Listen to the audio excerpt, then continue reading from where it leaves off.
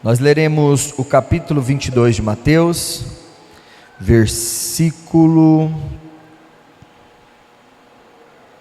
pode ser o versículo 4 e o versículo 5. 22 de Mateus, os versículos 4 e 5. Então nós iniciamos hoje esse tema, disciplinas espirituais. A primeira parte nós falaremos sobre oração, meditação e jejum. Você pode repetir comigo? Diga: oração, meditação e jejum. Então a gente vai aprender um pouquinho sobre algumas disciplinas espirituais. Eu gostaria de ler o texto. Versículo 4 diz assim: Mas uma vez ele enviou outros servos dizendo: Dizei aos convidados, eis que tenho o meu jantar preparado, os meus bois e os meus cevados estão mortos, e todas as coisas estão prontas, vinde às bodas. Versículo 5, mas eles fazendo pouco caso,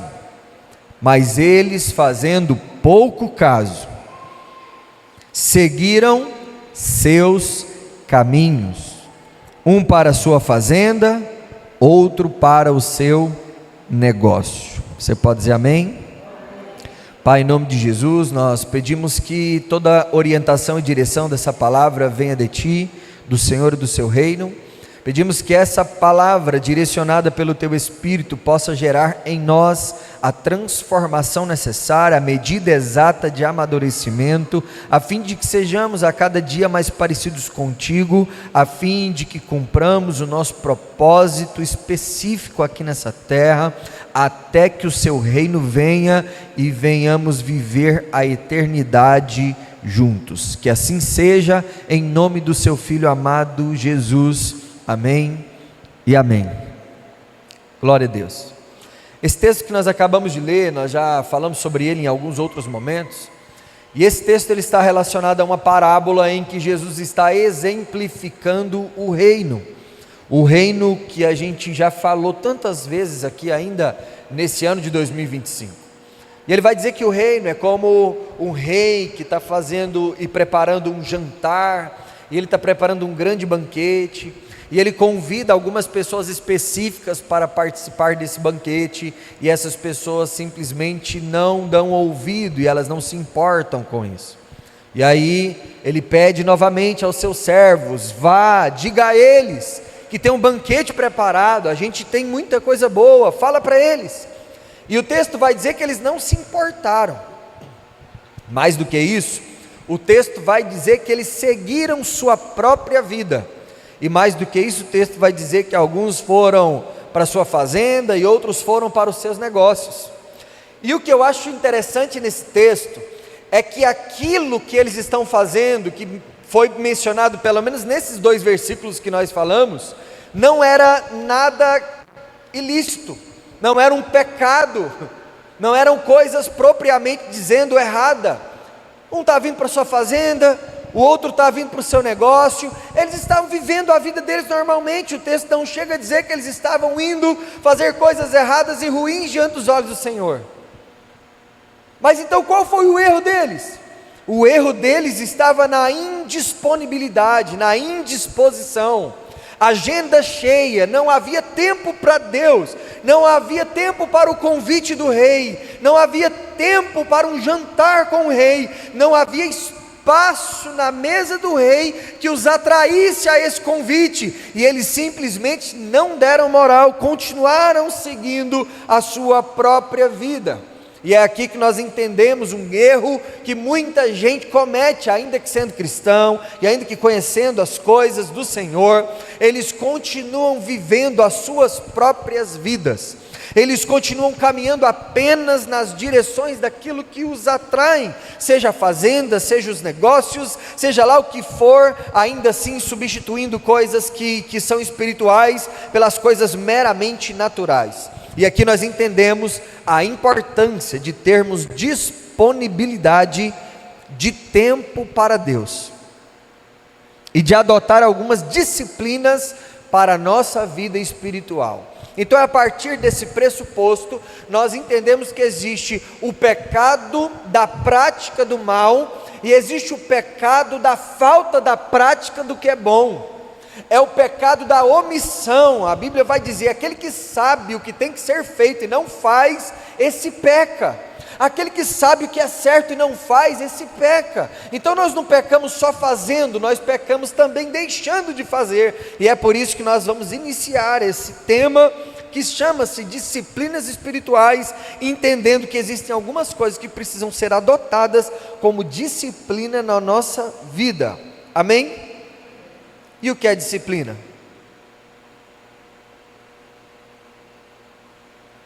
Disciplina nada mais é do que adaptar a sua vida a regras e padrões que o levarão a desfrutar de resultados específicos. Disciplina é quando nós nos submetemos a regras e padrões que nos levarão a desfrutar de resultados específicos.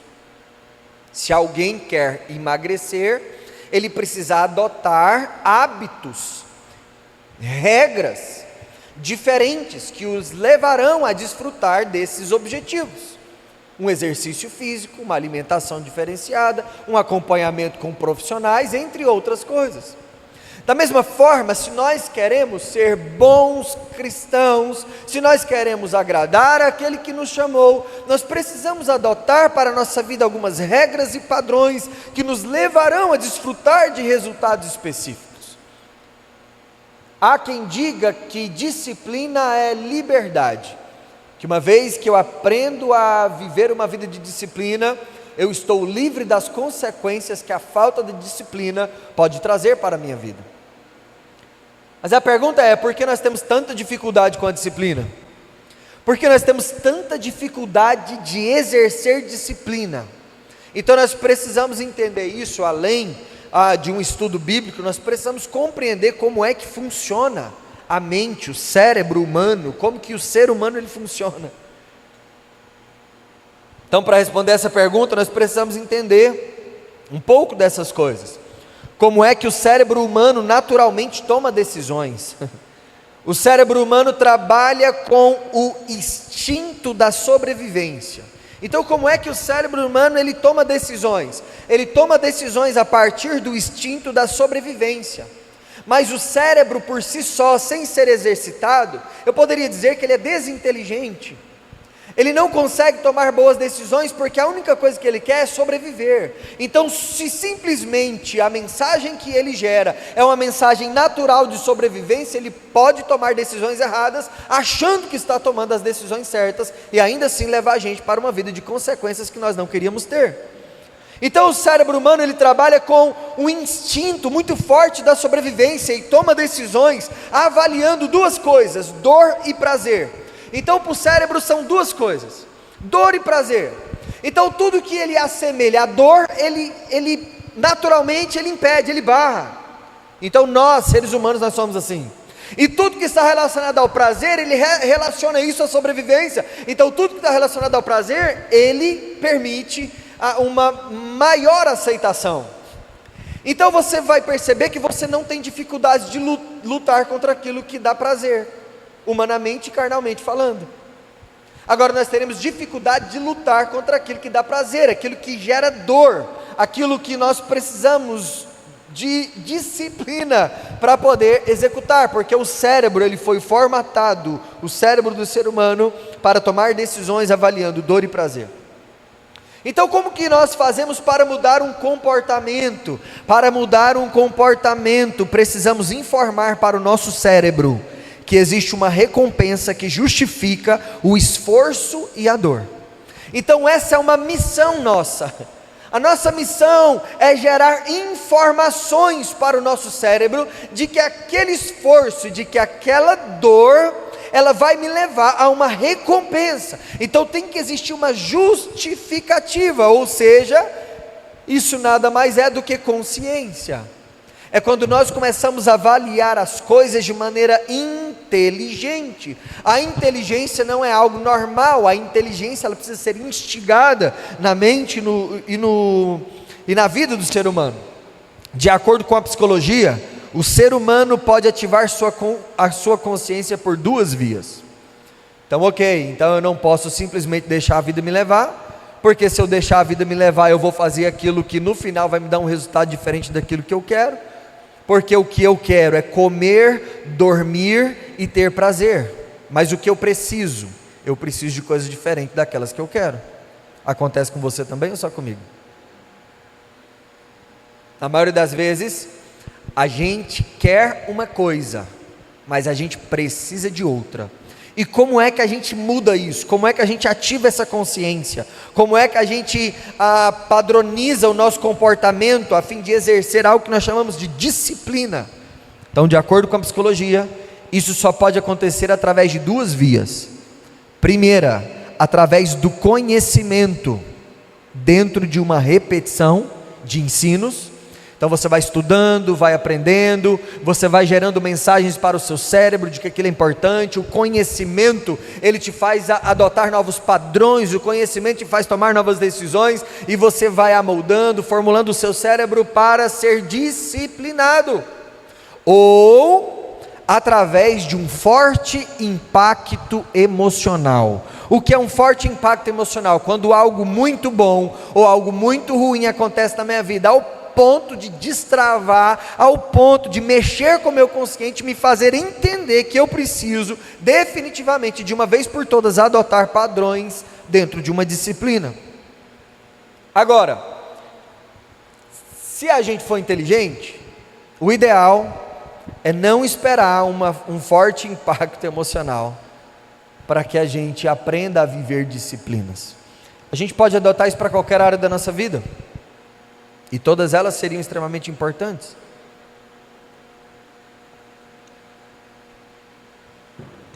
E o que acontece na maioria das vezes?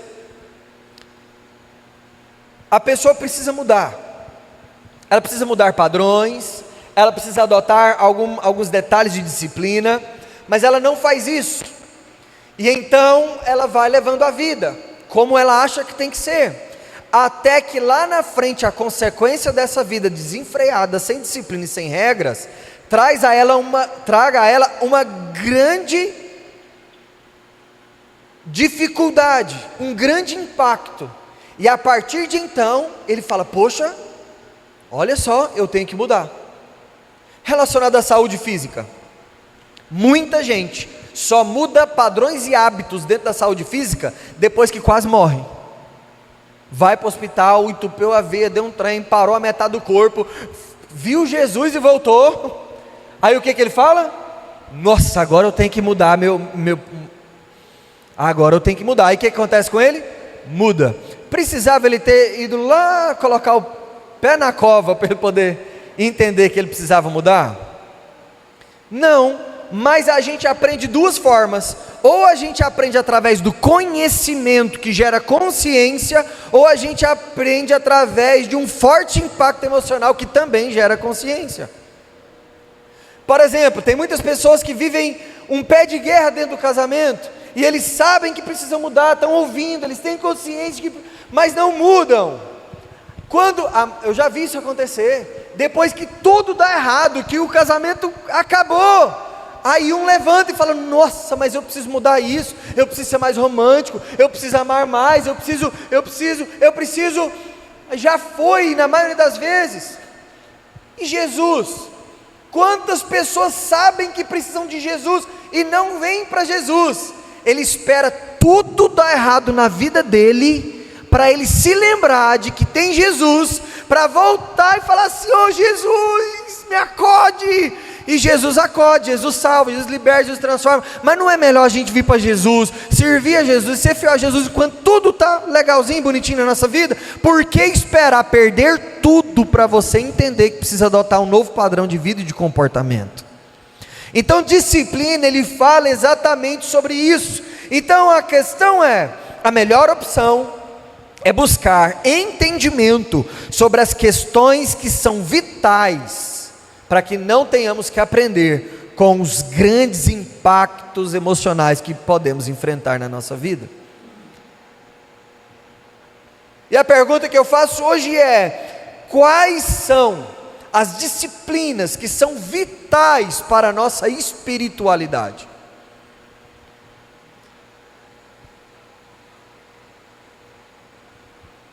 E aí a gente precisa trazer entendimento. Por que entendimento? A gente precisa saber por que a gente faz o que a gente faz.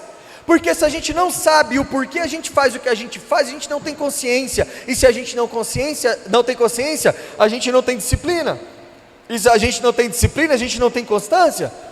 E se não tem constância, a gente vai acabar se perdendo. A pergunta que eu faço é: por que você faz o que você faz? Você sabe o porquê que você ora?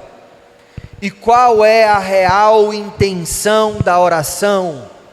Você sabe o porquê vir à igreja? Você sabe o porquê ser cristão? Você tem convicção real de tudo aquilo que você faz? Ou você é simplesmente um Maria vai com as outras? Ou não, eu acho que isso é legal e eu vou? Isso não é o suficiente. Então nós precisamos entender que ou a gente sabe o que a gente faz e o porquê a gente faz aquilo que a gente faz, ou a gente vai aprender isso do jeito mais difícil.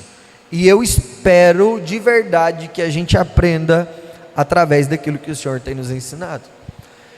Então vir a um culto como esse é extremamente importante. Por quê? Porque é aqui que a gente aprende, é aqui que a gente tem conhecimento, é aqui que vai encurtar o caminho da vitória e do sucesso espiritual, ministerial. Então não vir está diminuindo a minha capacidade de entendimento, e está aumentando o risco de ter fortes impactos negativos para que eu tenha que aprender. E mesmo assim muita gente não vem. Só vir ao culto é o suficiente? Não, porque não dá para você se alimentar uma vez por semana e achar que você está bem. Você não está. Você está vivendo o evangelho da sobrevivência. Você está mais para lá do que para cá. Você tem que ter a sua vida de disciplinas espirituais. E quanto mais nós temos disciplinas espirituais, mais nós temos entendimento. Quanto mais entendimento, mais nós temos convicção do que fazemos, o porquê fazemos, força para fazer. Nós lutamos contra os prazeres imediatos para viver os benefícios das nossas decisões. Por isso, disciplinas espirituais. E hoje nós iremos falar sobre algumas disciplinas que precisam fazer parte da nossa vida e da nossa caminhada. Então hoje nós vamos falar sobre oração. E talvez a oração seja uma das mais conhecidas disciplinas espirituais. Nós vamos falar hoje sobre meditação e estudo. E nós vamos falar hoje sobre jejum. Nós precisamos entender que essas coisas não são simplesmente saudosismo de coisas que são bonitinhas e que o povo fazia e que a gente tem que fazer. Nós precisamos entender que existe um propósito específico para tudo aquilo que Deus fez e para tudo aquilo que Jesus nos ensinou. Sabe, a gente não faz por fazer, existe um propósito por trás daquilo. Então, quando nós entendemos que a oração para nós é algo difícil de se fazer, é uma disciplina difícil de colocar em prática, então isso traz respeito que nós não temos o conhecimento suficiente do que é a oração, de o porquê nós oramos, do poder da oração. Por exemplo, quando nós falamos de disciplina como rotina ou como práticas diárias, tem algumas coisas que para nós é muito natural. O que é natural para nós? A gente está com fome, a gente come, a gente acorda, a gente vai lá, escova os dentes, lava a cara ali, toma um banho, a gente dorme, a gente viu que a roupa está suja, a gente troca de roupa. São coisas naturais dentro de um entendimento, de uma necessidade, que se tornam coisas naturais na nossa vida. Agora, é tão difícil a gente ter que entender que ler a Bíblia, orar e jejuar tem que ser algo que a gente tem que ficar falando, uma vez que deveria ser natural na nossa vida espiritual. Agora, o porquê não é tão natural na nossa vida espiritual? Porque às vezes nós não temos o nível de conhecimento exato de que isso é vital para a nossa vida espiritual. A gente tem caminhado por uma linha entendendo que nós somos cidadãos celestiais, mas nós entendemos que não deixamos de ser cidadãos terrenos. Como cidadãos terrenos, a gente tem algumas coisas que devemos fazer, e para não morrer a gente tem que comer, a gente tem que beber água, a gente tem que respirar. Para não ficar fedido a gente tem que tomar banho, passar um desodorante, escovar os dentes, lavar o cabelo. E como cidadãos dos céus, será que a nossa consciência ela está ativa nesse sentido? Então gostaria de falar com você sobre oração em primeiro lugar. De todas as disciplinas espirituais, a oração é a principal, porque nos conduz a uma comunhão plena com o Pai. A oração verdadeira cria vida e muda vidas. Sabe qual é a instrução bíblica a respeito de oração? Orai sem cessar. Qual é o conselho bíblico para a oração? Orai sem cessar. Tem um pregador que ele fala: eu não oro mais do que 5 minutos, mas não passo mais do que 5 minutos sem orar. Ele entendeu a oração não só como aquela questão que a gente, acordei e vou orar, eu vou almoçar, vou orar, que vira muito mais uma oração religiosa do que uma oração dentro de uma disciplina espiritual, entendendo que aquilo é vital para mim. Então eu passo o tempo todo em conexão com o Pai, eu estou orando e dirigindo, eu estou dirigindo e eu estou orando, e eu estou negociando e orando, e eu estou orando e negociando, e aquilo vira um hábito na minha vida, porque eu caminho com o Senhor através do Espírito o tempo todo. Então nós estamos o tempo todo em comunhão. Não dá para a gente passar um dia inteiro indiferente de Deus, indiferente de quem Ele é, do seu reino, da sua presença, e chegar no final do dia e querer fazer uma oração religiosa para dormir, e achar que isso vai resolver todos os seus problemas. Não vai. É melhor orar para dormir do que não orar. Mas nós temos que manter íntima comunhão com Ele. Orai sem cessar. Pastor, lê o que é orar? Orar é falar com Deus, orar é diálogo. E outro erro que a gente comete: a gente acha que orar é monólogo, a gente acha que orar é falar, sendo que na maioria das vezes a melhor coisa que a gente tem a fazer é ficar calado e ouvir o que Ele tem a dizer ao nosso coração. E a gente vai tomar alguma decisão, para um pouquinho e diga: Senhor, o que o Senhor tem a dizer a respeito disso? Fulano, me dá 10 minutinhos, eu já volto aqui para a gente conversar sobre isso. Vai no banheiro, dá uma volta e fala: Espírito Santo, traz paz ao meu coração. Senhor, quais são os seus planos relacionados a isso? E ele pode até ficar em silêncio, mas se gerar uma paz no seu coração, e quem tem intimidade sabe qual é a paz que o Senhor gera, e qual é uma paz que ela é mentirosa, e então você começa a guiar a sua vida de acordo com a vontade plena do Pai. Olha só, eu já tomei inúmeras decisões na minha vida contra a aprovação da maioria das pessoas que eu amo e que eu confio e que eu conheço, mas porque eu tinha clareza da voz de Deus no meu coração. Imagina só se eu fosse ouvir pessoas e humanos, eu teria saído da direção do Senhor para a minha vida.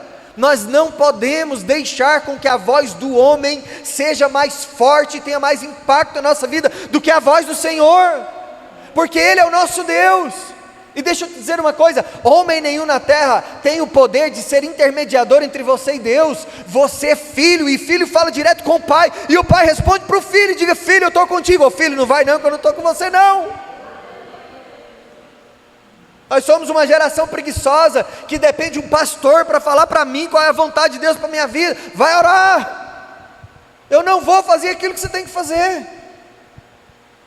Muita gente acaba ficando frustrado com o nosso modelo de pastoreio, mas eu preciso ser verdadeiro com você. Você precisa amadurecer. Já está na hora de você estar orando por outras pessoas, ao invés de ter que estar pedindo oração.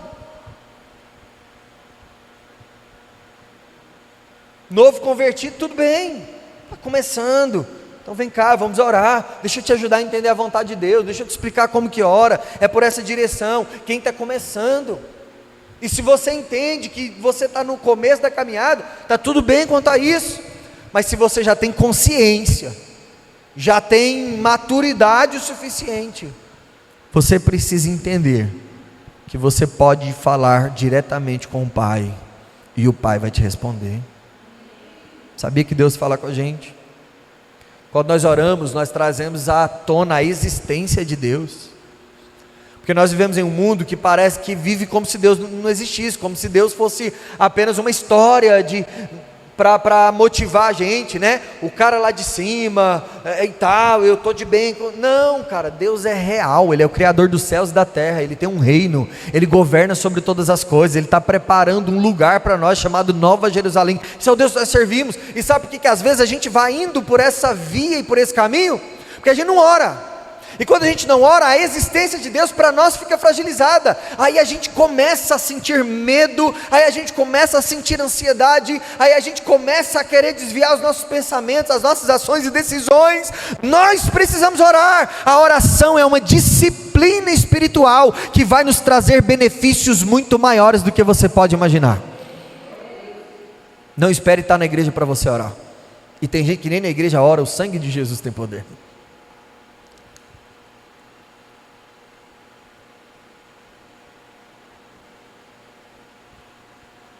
A oração nos mantém íntimos.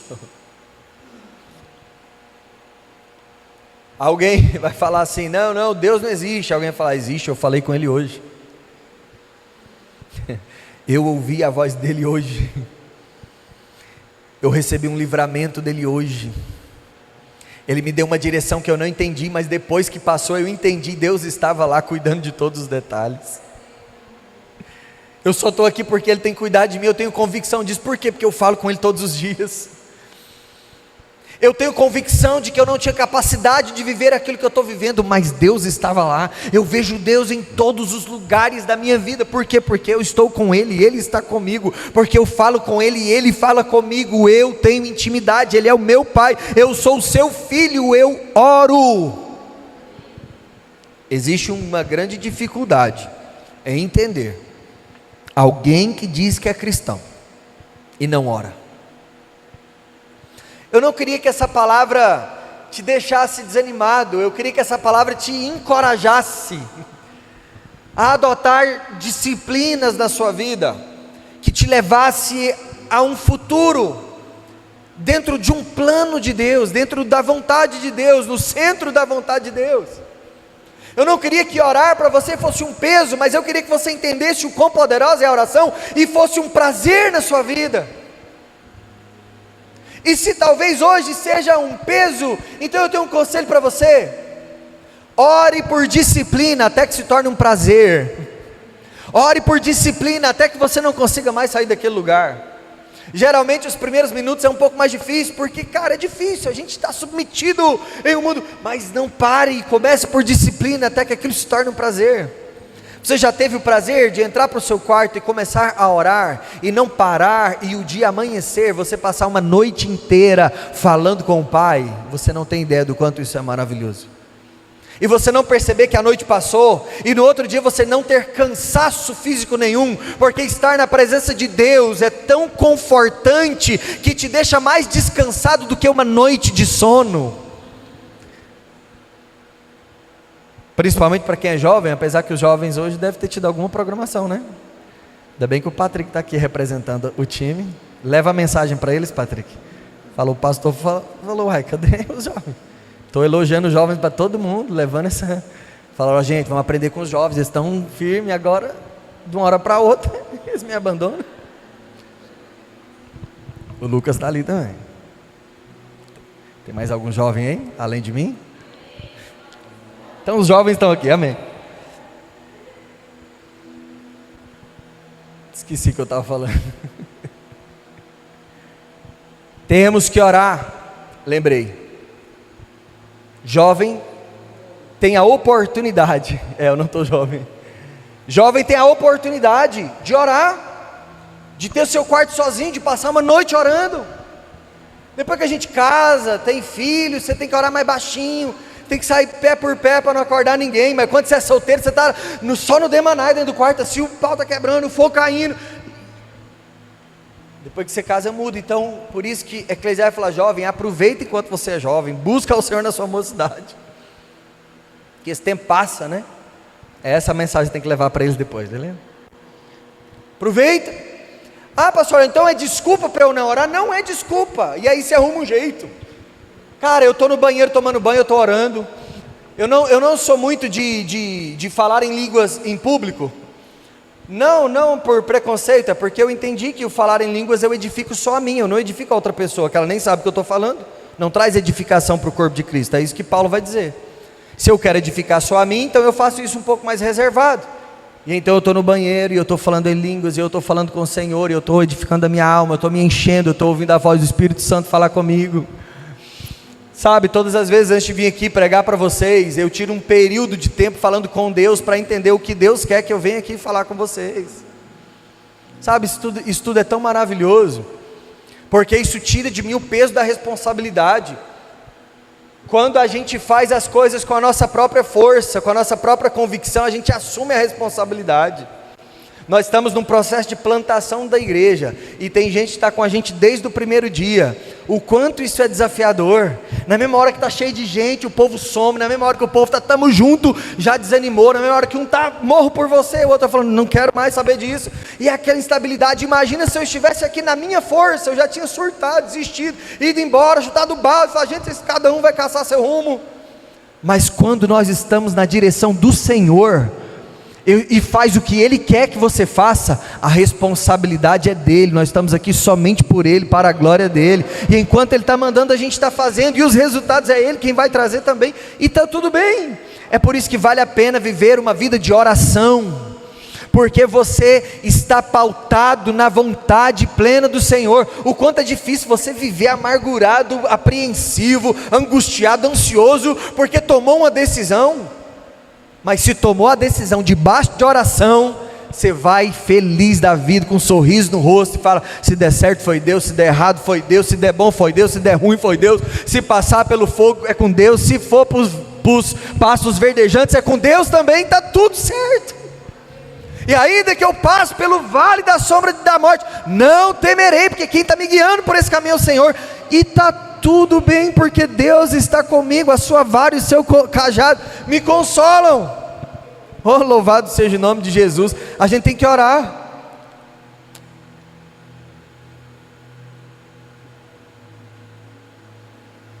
Você orou hoje? Precisa responder para mim. Você orou hoje? Eu estou falando oração mesmo, de verdade. Estou falando de essas oraçãozinhas assim de... Você é obrigado não. Orar de verdade. Você orou hoje?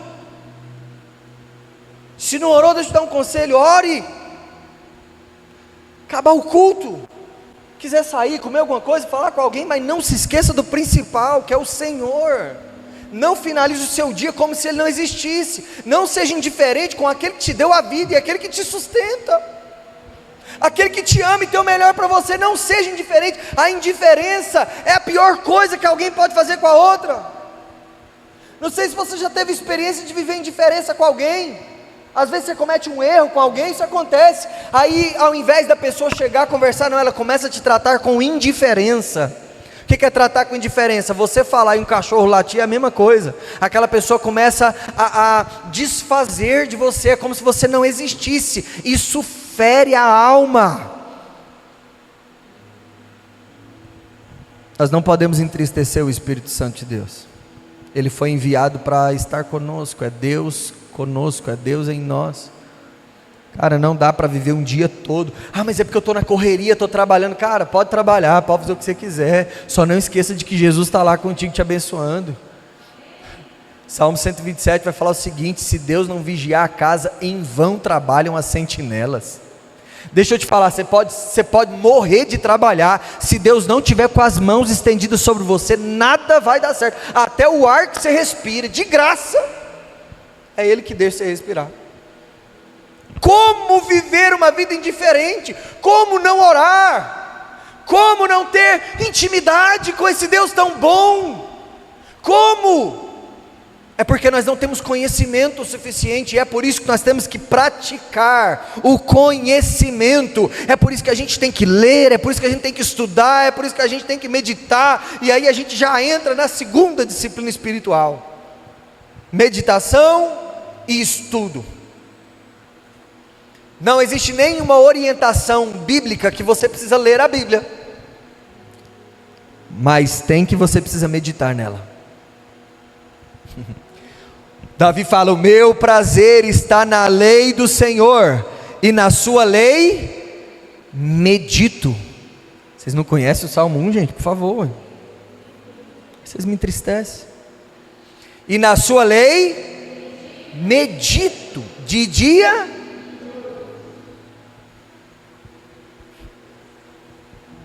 Aí a gente vai analisar. Jesus é o nosso maior exemplo, mas a Bíblia está cheia de exemplos. Exemplos bons e exemplos ruins. Aí você pega Daniel, por exemplo. Daniel orava todos os dias, 3 vezes ao dia. E o dia que falou está proibido orar, ele abriu a janela do quarto, ajoelhou onde todo mundo poderia ver ele e começou a orar na frente de todo mundo. Ele estava dizendo: a minha vida não é regida pelas regras da terra, a minha vida é regida pelas regras do reino eterno de Deus. Aí vem Davi e diz: o meu prazer está na lei do Senhor. Gente, Davi tinha tudo que um homem pode ter: dinheiro, poder. O que nos dá prazer? Davi tinha tudo. Davi poderia comer as melhores comidas, Davi poderia visitar os melhores restaurantes, Davi poderia conhecer os melhores lugares do mundo, ele poderia viver qualquer experiência que o dinheiro pudesse comprar. Davi poderia viver tudo, e ele disse: o meu prazer está em um único lugar, o meu prazer está na lei do Senhor, e na sua lei medito de dia e de noite. A gente acha que ler a Bíblia é aquela parada assim, tem que fazer. Não é tem que fazer, cara, eu sou apaixonado por isso, eu amo a palavra. E eu confesso para vocês que tem poucas coisas que eu amo nessa vida de paixão, e uma delas é a palavra de Deus. Mas por quê? Porque, cara, eu sei o que essa palavra fez na minha vida, eu sei o poder que ela tem, eu sei a capacidade que essa palavra tem de transformar tudo na vida de uma pessoa. Mas a gente não lê, e pior do que isso, a gente não medita. Ele diz: na sua lei eu medito de dia e de noite. O que é meditação? Meditação é mais do que ler. Meditação é o estudo que traz entendimento. Então, quando for ler a Bíblia, a primeira coisa: Espírito Santo, ilumina minha mente, revela a sua palavra. Sabia que a Bíblia é um livro que contém algumas coisas escondidas, que quando você lê, o Espírito Santo começa a te revelar. Isso é maravilhoso, é uma dinâmica tão maravilhosa. Mas a gente lê a Bíblia por religiosidade, a gente lê e não vê nada, mas a gente sai de casa: eu li a Bíblia. Mas o Senhor falou o que com você? Nem lembro o que eu li. O que você vai colocar em prática daquilo que foi lido hoje?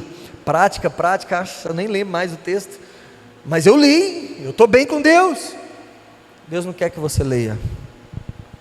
Melhor do que ler muito e refletir pouco, é ler pouco e refletir muito.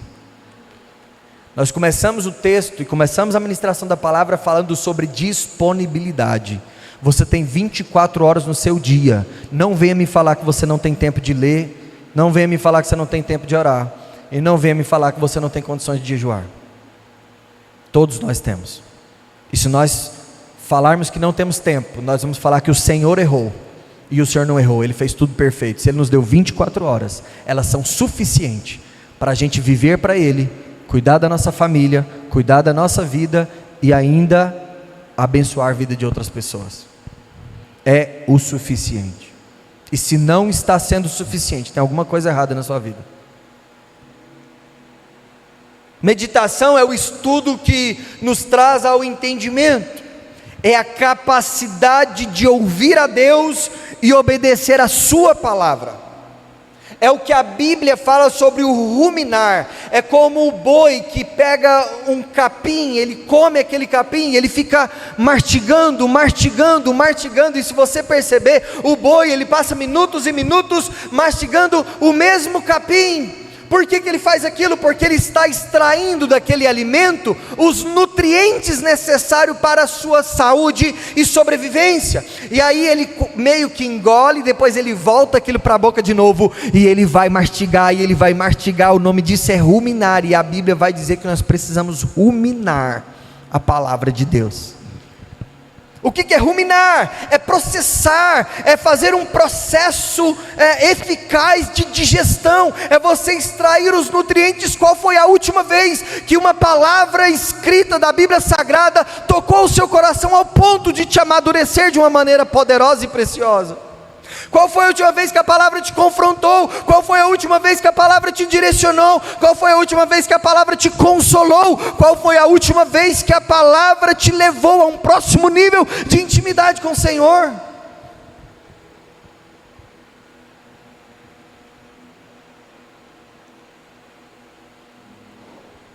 Ler muito e refletir pouco é enganação.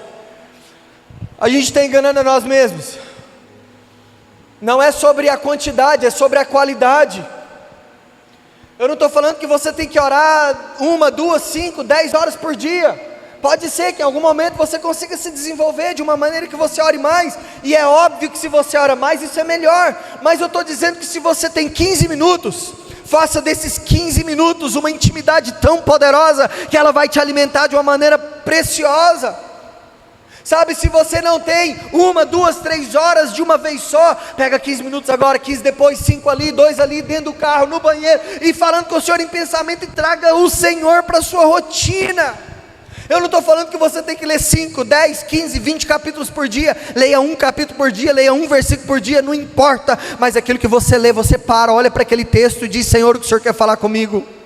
Senhor, qual é a sua palavra no meu coração hoje? Quais são as direções que a sua palavra vai trazer para mim? Senhor, deixa eu entender o que esse texto está querendo dizer. Muita gente critica a teologia, mas ela é extremamente importante, porque a Bíblia, ela envolve contextos históricos, contextos geográficos. A Bíblia contém coisas que estão acima do nosso entendimento, e muitas das vezes a gente lê, não entende nada e acha que está tudo bem. Não está tudo bem.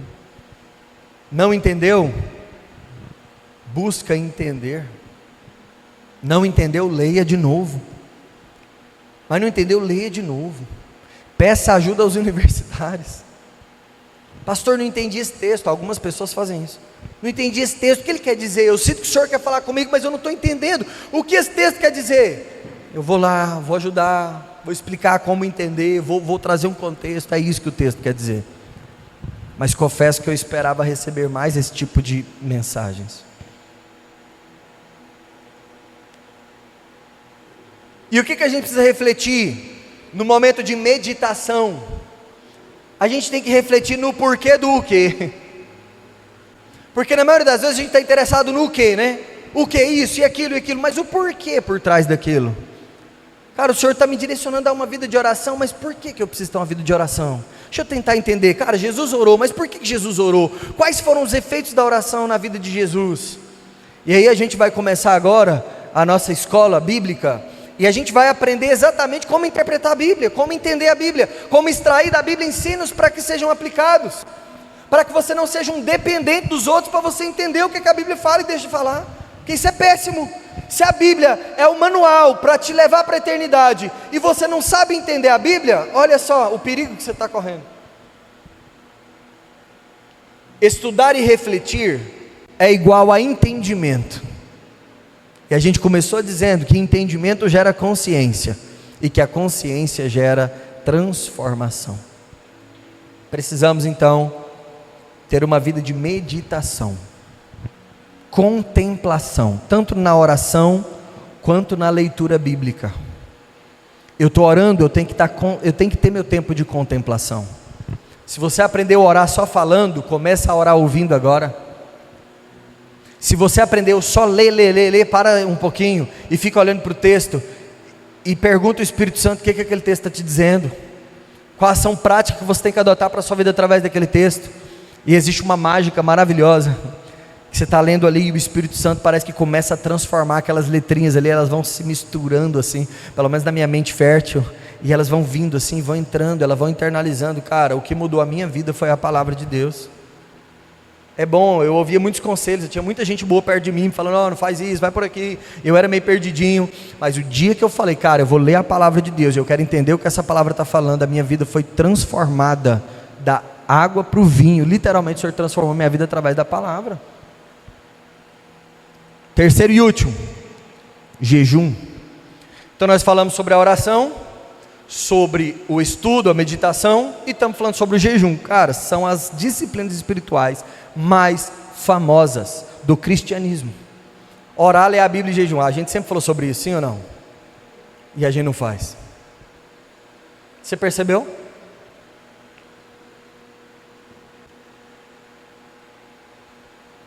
É por isso que às vezes a gente precisa partir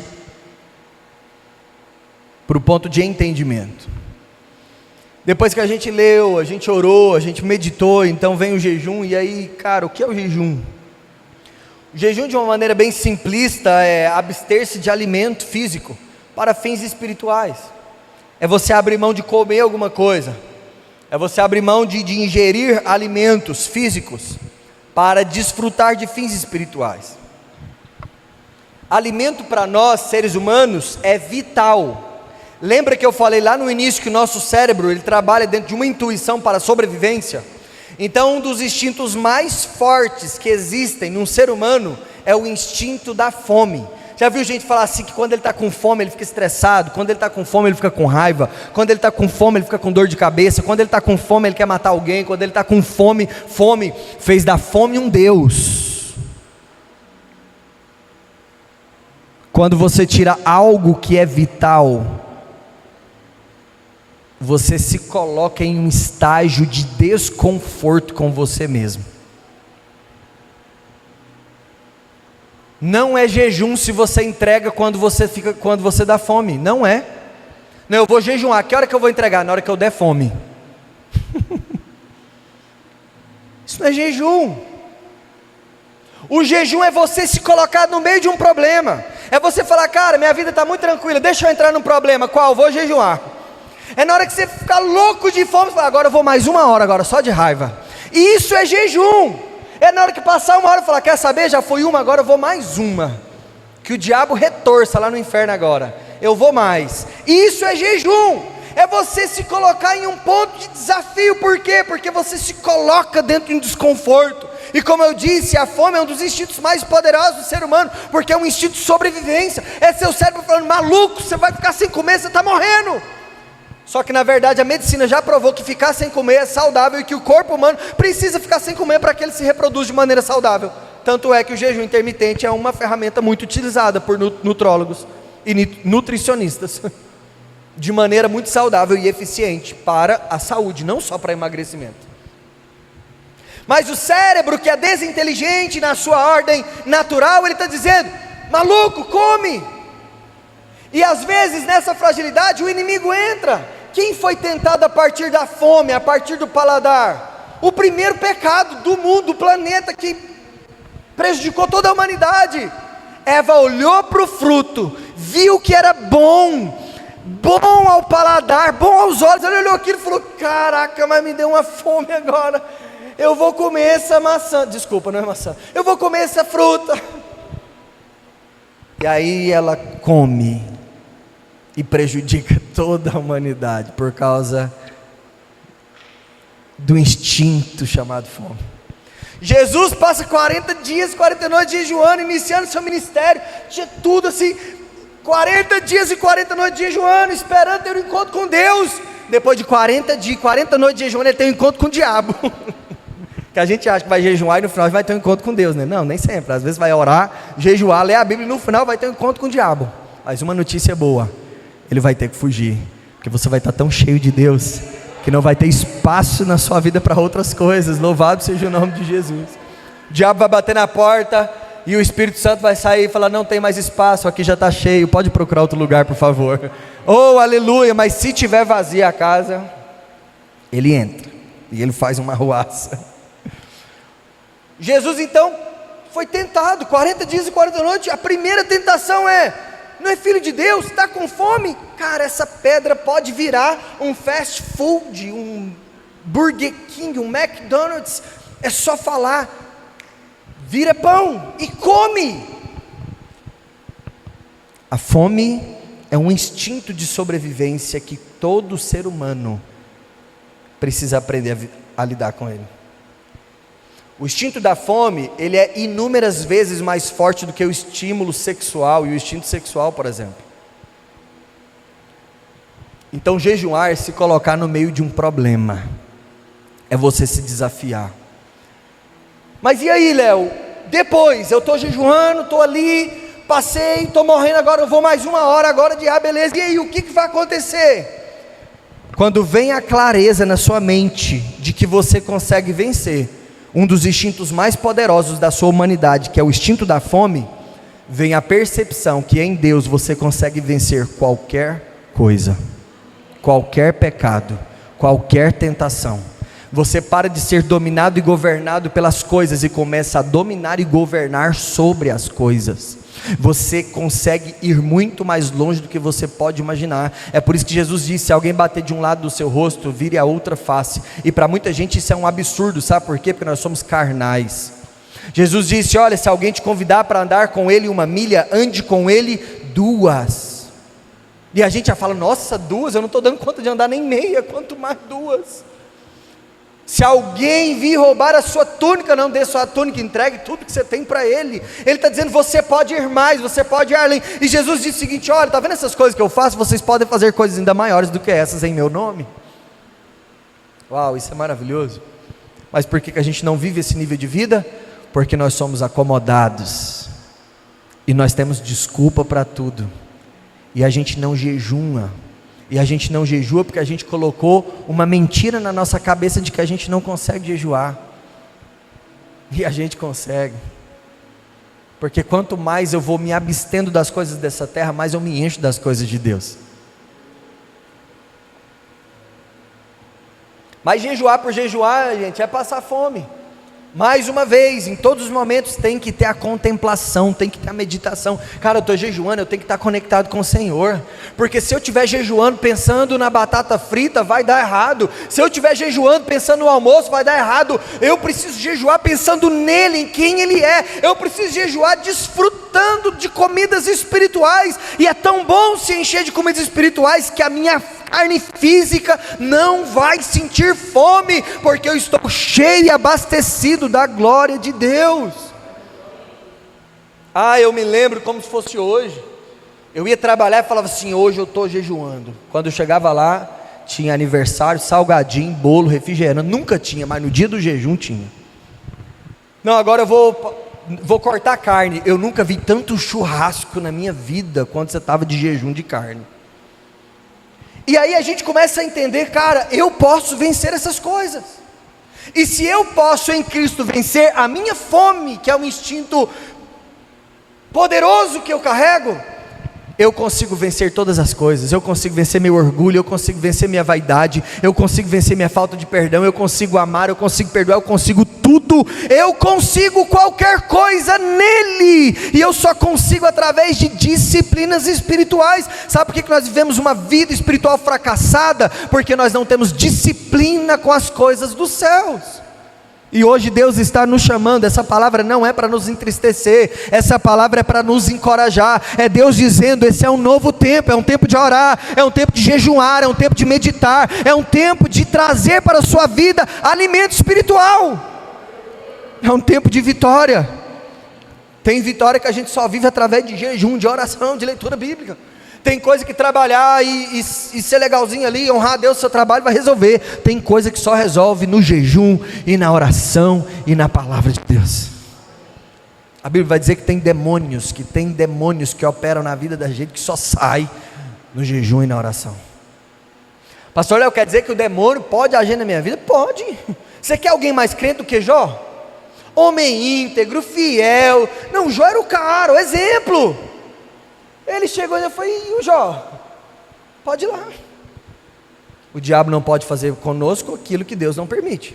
Mas se Deus permitir, ele pode qualquer hora bater na nossa porta, e bate. Uma hora ou outra tem um probleminha que o diabo está querendo colocar na nossa frente ali, um pratinho, uma parada e tal. Tem coisas que a gente só vai vencer no jejum e na oração. Alguns dias atrás, ou meses atrás, a gente estava numa luta bem pesada, e recebeu uma ligação de uma intercessora e disse: Deus mandou você fazer uma campanha de oração e de jejum. Então bora. Cara, é quase que instantâneo o que Deus faz. Sabe, eu quero acreditar que hoje Deus está me usando como um profeta para dizer para você o quê?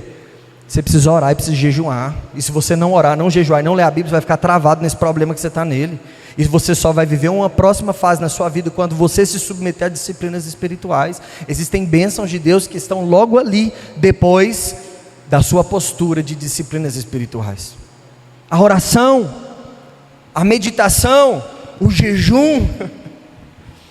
E aí quando nós jejuamos, nós entendemos que conseguimos vencer qualquer coisa, e aí nós começamos a nos lembrar o porquê fomos chamados. Aí nós vamos lá para o Gênesis. Deus fez o homem, o Adão, e disse: Adão, governe sobre todas as coisas. Só que antes de governar sobre todas as coisas, nós temos que aprender a governar nós mesmos. Um homem que não governa a si mesmo, ele não pode governar mais nada. Um homem que não dá conta de governar a sua própria vida, ele não consegue governar a sua família, ele não pode fazer mais nada. Agora um homem que entende que em Deus ele pode governar a si mesmo, as pessoas que estão sob responsabilidade dele, ele está pronto a topar qualquer coisa e vencer no nome precioso de Jesus. É no nome de Jesus. Governar a nós mesmos nos lembra da nossa missão e propósito. O Senhor nos fez para governar e não para ser governado. A Bíblia vai dizer que Deus fez todas as coisas para estar abaixo dos pés dos homens. A gente precisa de uma certa maturidade para entender isso, mas o salmista vai dizer: Senhor, quem é o homem para que dele te lembres? E aí na oração ele tem uma revelação, e na mesma oração ele diz: fizeste o homem um pouco menor do que Deus. Deus quis que nós fôssemos munidos de autoridade para governar nessa terra, para governar sobre a criação, para governar sobre todas as coisas. Só que com a queda, a gente não consegue governar mais nem nossa própria vida. Mas homens e mulheres espirituais, eles não só governam sua própria vida, como eles conseguem governar para a glória de Deus. Homens e mulheres de Deus estão dando direção, homens e mulheres de Deus estão inspirando, homens e mulheres de Deus estão dando direção, homens e mulheres de Deus estão mostrando o caminho, homens e mulheres de Deus são sal, são a luz. Como? Através das disciplinas espirituais. Fica de pé comigo, por gentileza. Oh, louvado seja o nome de Jesus.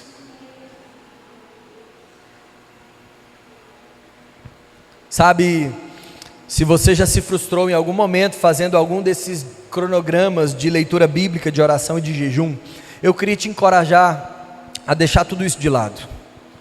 Se você tem algum cronograma de leitura bíblica, de oração, de jejum, eu queria que você deixasse tudo de lado. Mas pastor Léo, como assim? Eu quero te convidar a investir tempo em descobrir a importância dessas disciplinas, porque isso só vai se tornar uma disciplina de fato quando eu tiver o conhecimento verdadeiro. Então deixa eu te desafiar uma coisa. Pastor Léo, então o que eu vou fazer? Em primeiro lugar, oração. Não mantenha regrinhas de oração, só ora, só fica na presença de Deus. Ele só quer ver você lá. Então sempre que você puder, e sempre que você se lembrar, ore. Sem cerimônia, ore. No trânsito, ore. No jantar, ore.